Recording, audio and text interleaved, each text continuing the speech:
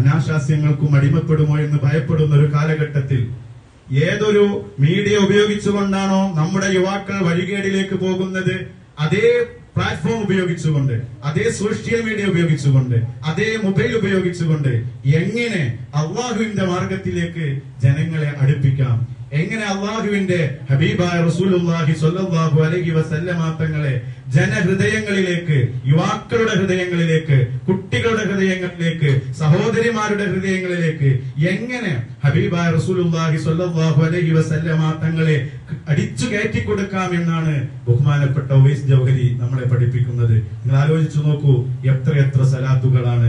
നമുക്കറിയാം ഒരുപാട് ഖബറുകൾ നമ്മുടെ ചേക്കോട് ഖബർസ്ഥാനിലുണ്ട്. ആ ഖബർസ്ഥാനിൽ നമ്മൾ സിയാറത്തിന് പോകാറുണ്ട്. നമ്മളുടെ ഉടയവരുടെ ഖബർ സിയാറത്തിന് വേണ്ടി പോകാറുണ്ട്. പക്ഷെ ഞാൻ ചോദിക്കട്ടെ, ഞാൻ ചിന്തിക്കേണ്ടതാണ്, നാളെ ഞാൻ ഖബറിൽ പോയി കിടക്കുമ്പോൾ ഒരു പക്ഷേ എന്റെ മകൻ വന്നേക്കാം, എന്റെ ബന്ധപ്പെട്ടവർ വന്നേക്കാർ, പക്ഷേ എന്നെ ഇന്നേവരെ കണ്ടിട്ടില്ലാത്ത, എന്നെ കേട്ടിട്ട് മാത്രമുള്ള, എന്റെ ഊരറിയാത്ത, പേരറിയാത്ത ഒരാൾ വന്നിട്ട് ആ ഖബർ സിയാറത്ത് ചെയ്യുമെന്ന് എനിക്കിങ്ങനെ പ്രതീക്ഷിക്കാൻ കഴിയും. പക്ഷേ നിങ്ങൾക്ക് കാണുന്ന ഒരു അത്ഭുതമുണ്ട്. ഉവൈസിന്റെ ഖബറിൽ ഇടയ്ക്കിടയ്ക്ക് ആളുകൾ വന്ന് സിയാറത്ത് ചെയ്യുകയാണ്. നമുക്കവരറിയില്ല, അവര് പലരും ഉവൈസിനെ കണ്ടിട്ട് പോലുമില്ല. മറിച്ച് ഉവൈസ് അവരെ അറിയാം, ഉവൈസിനെ അവരെ അറിയാം. എങ്ങനെ അറിയാം? ഈ ഒരു ജീവിതമാണ് ഉവൈസ് ഇവിടെ നയിച്ചത്. കാരണം തന്റെ മുമ്പിലുള്ള ആളുകളെ എങ്ങനെയെങ്കിലും അല്ലാഹുവിന്റെ പാതയിലേക്ക് കൊണ്ടുപോകണം, ഈ ഒരു ചിന്തയായിരുന്നു ഉണ്ടായിരുന്നത്. അവിടെയാണ് ഉവൈസിനെ പോലെ നമ്മുടെ മക്കളും വളർന്നു വരണമെന്ന ചിന്ത എന്റെ പ്രിയപ്പെട്ട രക്ഷിതാക്കളോട് ഞാൻ ഓർമ്മപ്പെടുത്തുന്നത്. ഒരുപാട് ഉപ്പമാരുള്ള സദസ്സാണ്, ഒരുപാട് ഉമ്മമാരുള്ള സദസ്സാണ്. ഈ സദസ്സിൽ എന്റെ പ്രിയപ്പെട്ട ഉമ്മമാരെ, നമ്മുടെ മക്കൾ മൊബൈൽ ഉപയോഗിച്ചും അല്ലാതെയുമെല്ലാം വഴികേടിലേക്ക് പോകുമ്പോൾ, അതിനെ മിസ്യൂസ് ചെയ്യുമ്പോൾ എങ്ങനെയാണ് ഇതേ മൊബൈൽ ഉപയോഗിച്ചുകൊണ്ട്, ഇതേ സോഷ്യൽ മീഡിയ പ്ലാറ്റ്ഫോം ഉപയോഗിച്ചുകൊണ്ട് നമ്മുടെ മക്കൾ നന്മയിലേക്ക് വളർന്നത് എന്ന് നമ്മൾ ചിന്തിക്കേണ്ടതുണ്ട്. എന്തുകൊണ്ടാണ് ഉവൈസ് ഇങ്ങനെയായത്? അതിനൊന്നാമതായി നമ്മൾ പറയേണ്ടത് ഉവൈസിന്റെ കുടുംബത്തോട് തന്നെയാണ്. ബഹുമാനപ്പെട്ട അൻവരി ഉസ്താദും അതുപോലെ തന്നെ ഉവൈസിന്റെ മാമനായ സിറാജും അതുപോലെ തന്നെ ബഹുമാനപ്പെട്ടവരുടെ വെല്ലിപ്പയും വെല്ലിമ്മയും എല്ലാം അവർ സുന്നത്ത് ജമാഅത്തിന്റെ പ്രസ്ഥാനത്തിനോട് ഒട്ടിച്ചേർന്നവരായിരുന്നു എന്നുള്ളതാണ്. ഉവൈസിന്റെ ചെറുപ്പം മുതൽക്ക് തന്നെ സുന്നത്ത് ജമാഅത്തിന്റെ പ്രസ്ഥാനങ്ങളിൽ പറഞ്ഞയക്കുകയും ആ സംഘടനകളിലൂടെ ഉവൈസ് വളർന്നു വരികയാണ്. സ്വാഭാവികമായും ഇമാം ഷാഫിഈ റളിയല്ലാഹു തആല അൻഹു നമ്മളോട് പഠിപ്പിച്ചതുപോലെ നമ്മൾ നന്മയിൽ നമ്മുടെ ആയുസ് ചെലവഴിച്ചിട്ടില്ലെങ്കിൽ, നമ്മുടെ സമയങ്ങൾ നമ്മൾ നന്മയിൽ ചെലവഴിച്ചിട്ടില്ലെങ്കിൽ തീർച്ചയായും നമ്മുടെ സമയങ്ങൾ അത് വഴികേടിലേക്കായി പോകുമെന്ന് ഇമാം ഷാഫിഈ റളിയല്ലാഹു തആല അൻഹു പഠിപ്പിക്കുന്നുണ്ട്. ഇവിടെയാണ് ഉവൈസ് വളർന്നു വന്ന പശ്ചാത്തലം നമ്മൾ മനസ്സിലാക്കേണ്ടത്. ഉവൈസ് വളർന്നു വന്നത് SSF-ലൂടെയായിരുന്നു, SYS-ലൂടെയായിരുന്നു. അവൻ ഈ ലോകത്തോട് വിട പറയുമ്പോൾ SYS-ന്റെ ആനക്കര യൂണിറ്റ് പ്രസിഡന്റ് ആയിട്ടാണ് ഈ ലോകത്തോട് വിട പറയുന്നത്. അതുകൊണ്ട് തന്നെ ചെറുപ്പം മുതൽക്ക് തന്നെ ഉപ്പയും ഉമ്മയും അമ്മാമനും എല്ലാം അടങ്ങുന്ന കുടുംബം സംഘടനയിലേക്ക് അവനെ പറഞ്ഞത് കൊണ്ട് തന്നെ ആലിമീങ്ങളുമായി സഹവസിക്കാൻ, നല്ല ആളുകളുമായി സഹവസിക്കാൻ, അത്തരം സദസ്സുകളിൽ പങ്കെടുക്കാൻ അവൻ ആഗ്രഹിക്കുകയും അവസാനം ഇൽമിന്റെ പാതയിലേക്ക് അവൻ നീങ്ങുകയും ചെയ്യുകയാണ്. അവൻ ഓതി പഠിക്കണമെന്നും ഒരുപാട് ശാരീരികമായ വൈകല്യങ്ങളും വെല്ലുവിളികളും അവനുണ്ടായിട്ടും എനിക്ക് ഇൽമു പഠിക്കണമെന്ന ചിന്തയും അങ്ങനെ ഒന്നരായിരിക്കുന്ന ഉസ്താദുമാരുടെ സാമീപ്യം കരസ്ഥമാക്കുകയും ആ ഉസ്താദുമാരിൽ നിന്ന് ആർജിച്ചെടുത്ത ഹബീബായ റസൂലുള്ളാഹി സ്വല്ലല്ലാഹു അലൈഹി വസല്ലമ തങ്ങളുള്ള പ്രേമവും സ്വലാത്തിന്റെ മഹത്വവും മനസ്സിലാക്കി അതുവഴിയാണ് ഒന്നരായിരിക്കുന്ന ഉവൈസ് ജൗഹരി മേഖലയിലേക്ക് തിരിയുന്നത് എന്ന് നമ്മൾ മനസ്സിലാക്കേണ്ടതുണ്ട്. അതുകൊണ്ട് എന്റെ ഇവിടെ ഒരുമിച്ച് കൂടിയിരിക്കുന്ന ഉപ്പമാരോട്, എന്റെ ഉമ്മമാരോട് പറയാനുള്ളത്, നമ്മുടെ മക്കൾക്ക് നമ്മൾ നല്ല മാർഗങ്ങൾ കാണിച്ചു കൊടുക്കണം. സുന്നത്ത് ജമാഅത്തിന്റെ പ്രവർത്തനങ്ങളിൽ നമ്മുടെ മക്കളെ സജീവമാക്കണം. ഈ ഒരു സാഹിത്യോത്സവം കാലം വരികയാണ്. തുത്താല ഡിവിഷൻ സാഹിത്യോത്സവ് നമ്മുടെ ചേക്കോട് വെച്ച് സ്നേഹപുരത്ത് വെച്ച് നടക്കുകയാണ്. സാഹിത്യോത്സവം വരുമ്പോൾ എനിക്ക് ഓർമ്മ വരുന്നത് ഉവൈസ് ജൗഹരിയാണ്.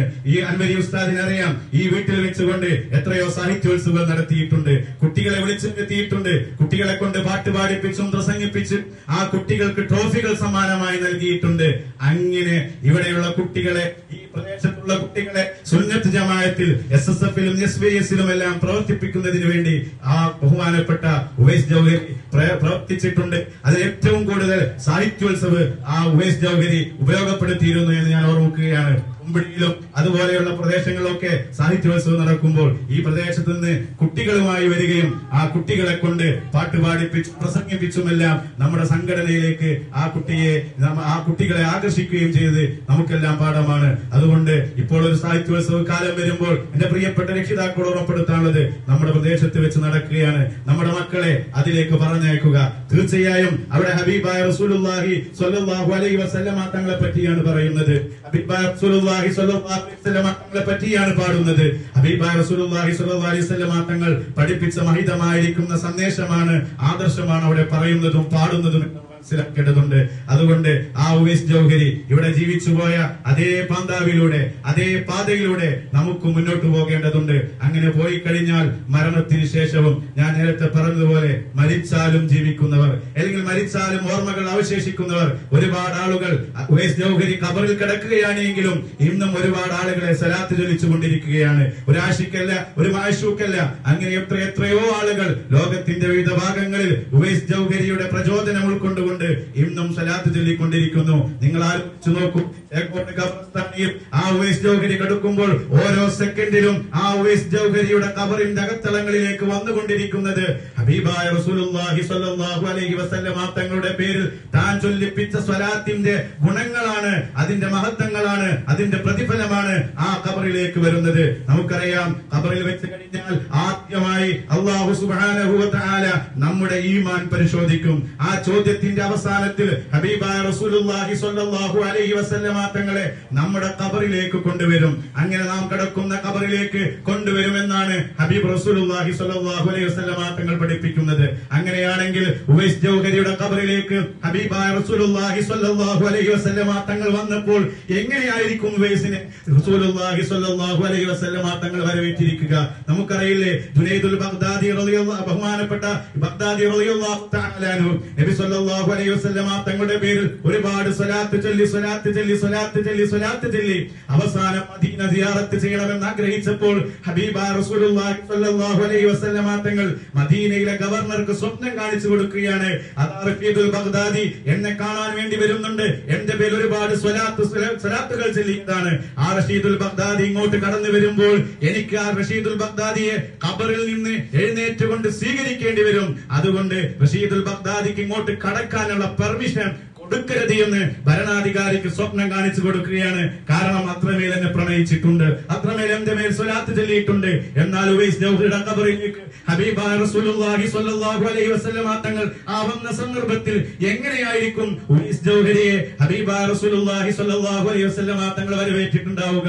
മലക്കുകൾ ചോദിക്കുമല്ലോ, ഈ നബിയെ കുറിച്ച്, ഈ വ്യക്തിയെ കുറിച്ച് എന്താണ് നിങ്ങൾക്ക് പറയാനുള്ളത്? നബി സ്വല്ലല്ലാഹു അലൈഹി വസല്ലമ തങ്ങളുടെ ആ ഖബറിലേക്ക് വന്ന് ഉവൈസ് ജൗഹരിയോട് ചോദിച്ചപ്പോൾ ഞാൻ ഓർക്കുകയാണ്, ഞാൻ മനസ്സിലാക്കുകയാണ്, ഉവൈസ് ജൗഹരി ആ ഖബറിൽ നിന്ന് എഴുന്നേറ്റിരിക്കാം, എഴുന്നേറ്റ് ഹബീബായ റസൂലുള്ളാഹി സ്വല്ലല്ലാഹു അലൈഹി വസല്ലമ തങ്ങളെ വാരിപ്പുറന്നിരിക്കാം, എന്നിട്ട് വാരിപ്പുറന്ന് പറഞ്ഞിരിക്കാം, എന്റെ ഹബീബാണ്, എന്റെ ഹബീബാണ്, ഈ ഹബീബിന്റെ പേരിലാണ് ഞാൻ സ്വലാത്തുകൾ ചൊല്ലിപ്പിച്ചത്. ഹബീബേ, അങ്ങയെ കാണാൻ എത്ര ഞാൻ കൊതിച്ചു, അങ്ങയെ കാണാൻ എത്ര ഞാൻ കൊതിച്ചു. അതുകൊണ്ട് എന്റെ മരണം എന്റെ ഉപ്പാക്ക് വിഷമമായിരിക്കാം, എന്റെ ഉമ്മാക്ക് വിഷമമായിരിക്കാം, കുടുംബക്കാർക്ക് വിഷമമായിരിക്കാം, എന്റെ ഭാര്യ കരയുന്നുണ്ടായിരിക്കാം, എങ്കിലും ഹബീബേ ഞാനെല്ലാം മറക്കുകയാണ്. അങ്ങയെ കാണാൻ, അങ്ങയുടെ പൂമുഖം ദർശിക്കാൻ എനിക്ക് ഭാഗ്യം ലഭിച്ചല്ലോ, സൗഭാഗ്യം ലഭിച്ചല്ലോ, ഞാൻ ധന്യവാനാണ് എന്നായിരിക്കും ഉവൈസ് പറഞ്ഞിട്ടുണ്ടായിരിക്കുക എന്നാണ് ഞാൻ മനസ്സിലാക്കുന്നത്.